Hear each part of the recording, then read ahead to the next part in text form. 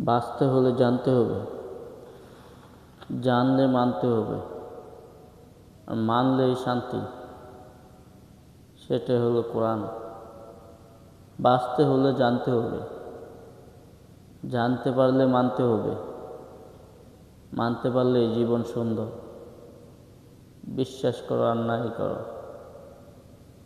যদি কোনো ব্যক্তি কোরআন ও হাদিসের উপর সঠিকভাবে নিজের জীবন বিধানকে চালায়, তাহলে সে সুখী, কারণ সে আখিরাতকে সামনে রেখে চলতেছে। যেই ব্যক্তি আখিরাতকে সামনে রেখে চলবে, সে কখনো খারাপ কাজ করতে পারবে না, কারণ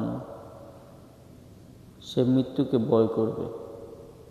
আর যদি আপনি মৃত্যুকে ভয় করেন, তখন খারাপ কাম আপনার দ্বারা সম্ভব হবে না।